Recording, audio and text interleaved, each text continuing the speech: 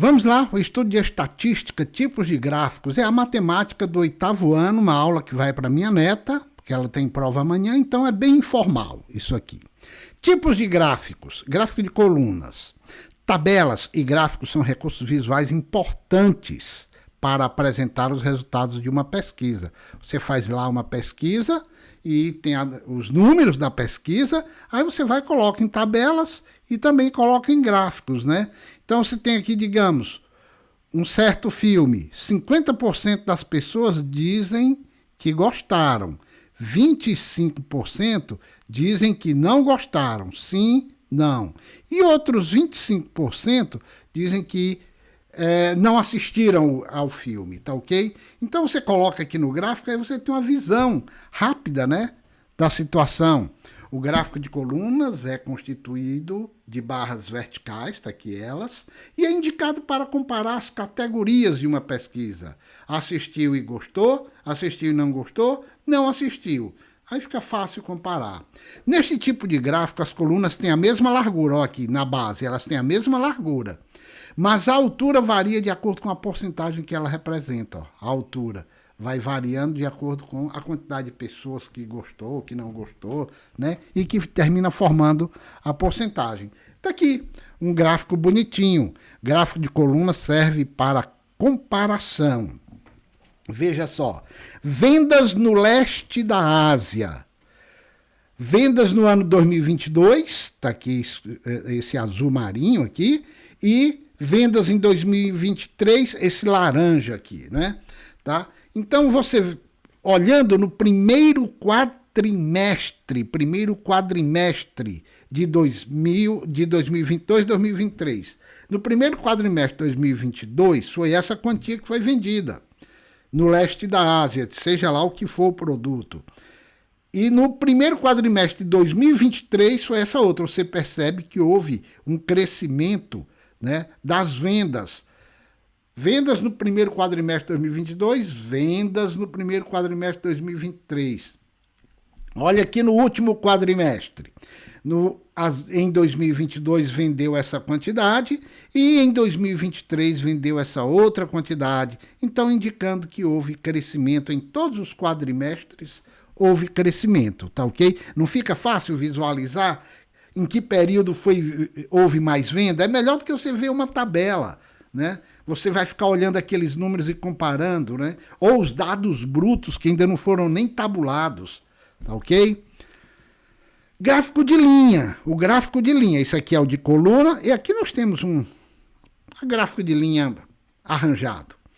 Também chamado de gráfico de segmentos, é indicado quando desejamos analisar a tendência de valores de uma variável, né, aqui, ó, ao longo de um período.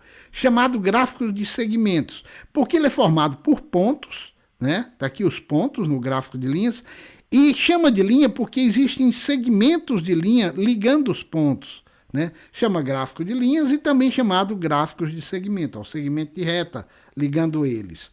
É indicado quando desejamos analisar a tendência de valores de uma variável ao longo de um período. Tá aqui, ó. O gráfico tá aqui os pontos, né? No gráfico de linha, e ligando esses pontos você tem as linhas, janeiro, fevereiro, março, abril, maio e junho, representando o faturamento da empresa em milhões.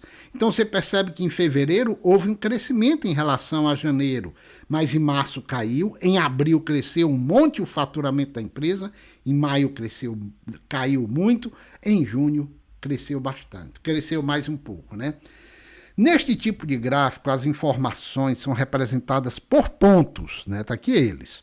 E os pontos são unidos por segmentos de reta, apenas para facilitar a comparação de informações, tá certo? Por isso que chama gráfico de linha ou de segmento. O segmento de reta seria essa linha.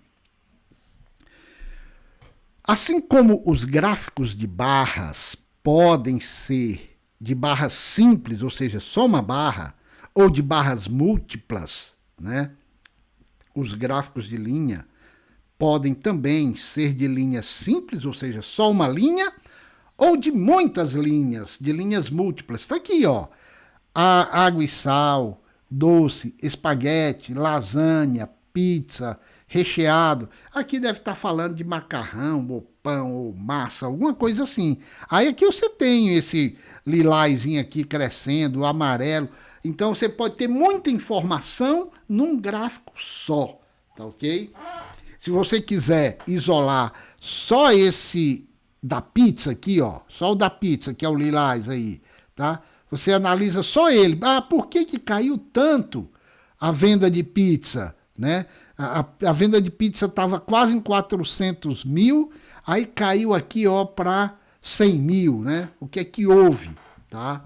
Para como se vê, quase todos caíram nesse período, mas esse laranja aqui, que é o da lasanha, aumentou.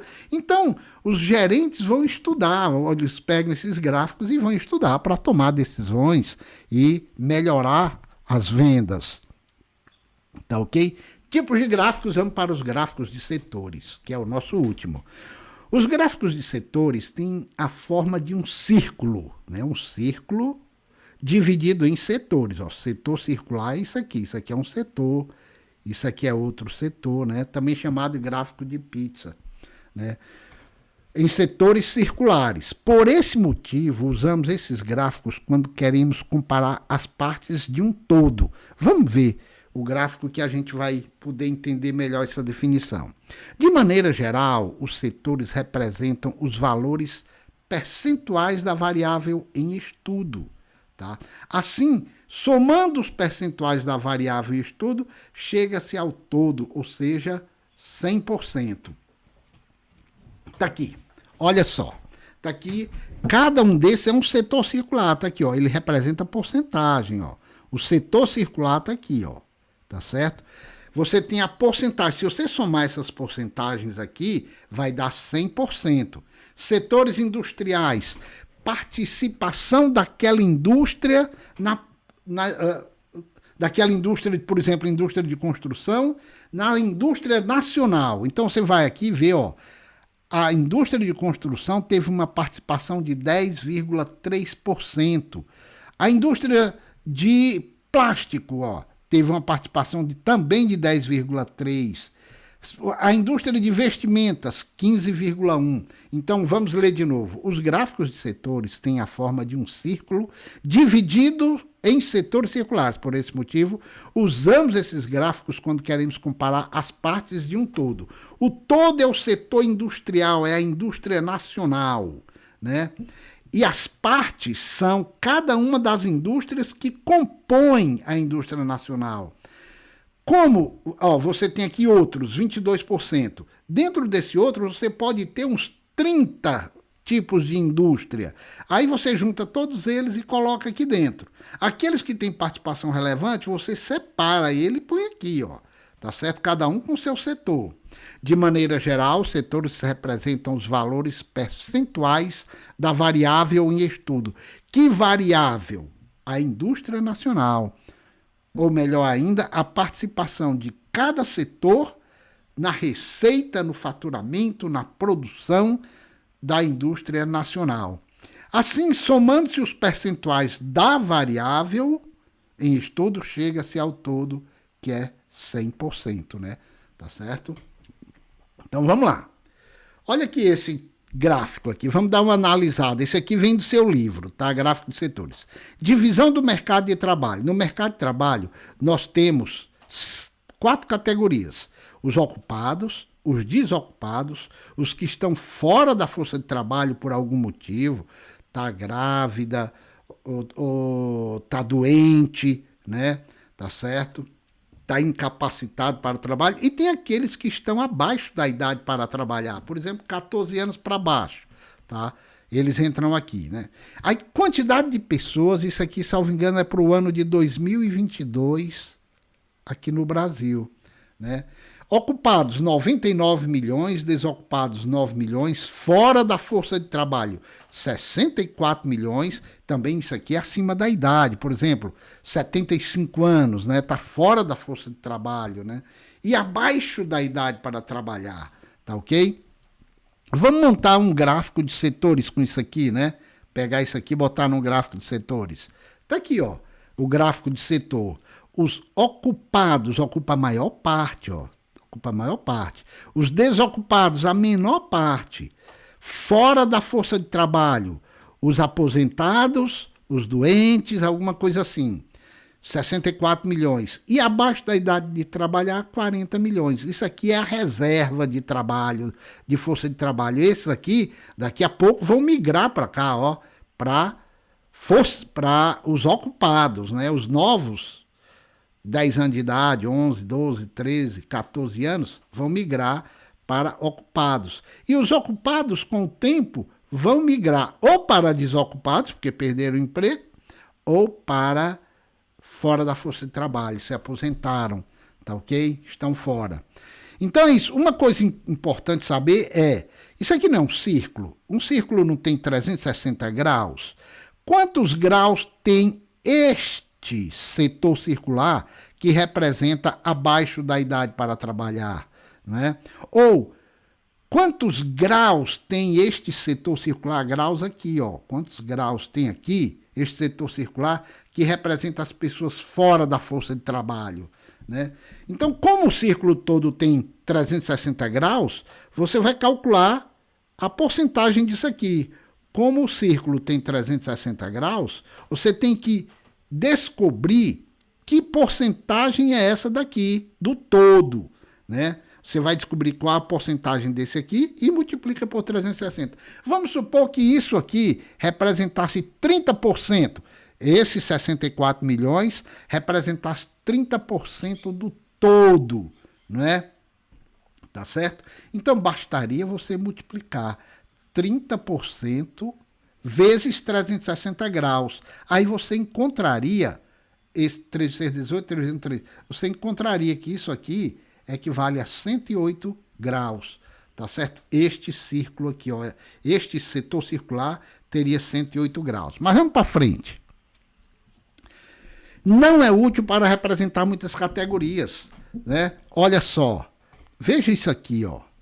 Vamos voltar aqui. Você está vendo como ele juntou aqui 22,8 graus outros? Aqui você pode ter 30, 40 ou 50 indústrias pequenas, né? Então junta tudo aqui. Se você fosse colocar todas essas 50 outras indústrias aqui dentro, não teria utilidade essa informação, né? Ficaria muito pequenininho. Digamos que fosse 200 aqui. Aí então você separa, agrupa setores para poder ter uma melhor visualização.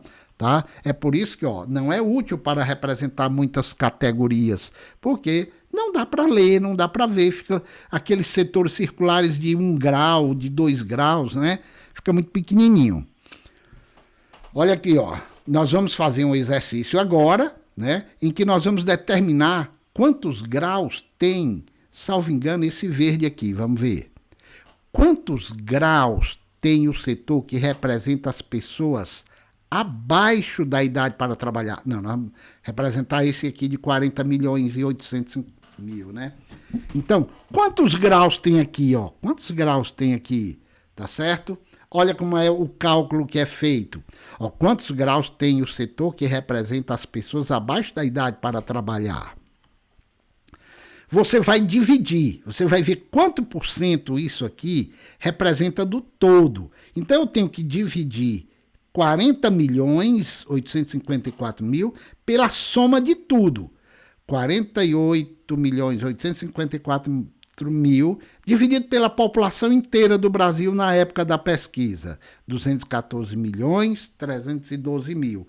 Quando você divide a população do setor que você está pesquisando pela população do Brasil inteiro, você chega aproximadamente, ó, esse símbolo, a 0,190. Que é a mesma coisa que 19%, tá ok?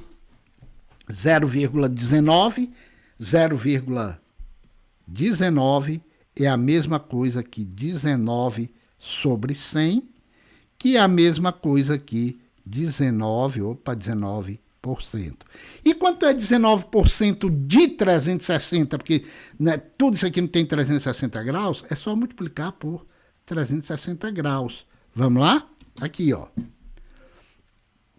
19% de 360 graus é a mesma coisa que 19 sobre 100 vezes 360 graus, que é a mesma coisa que 19 vezes 360 sobre 100. Corta esse zero com este, fica 19 vezes 36 sobre 10, que dá aproximadamente 68,4 graus. Aqui tem aproximadamente 68,4 graus.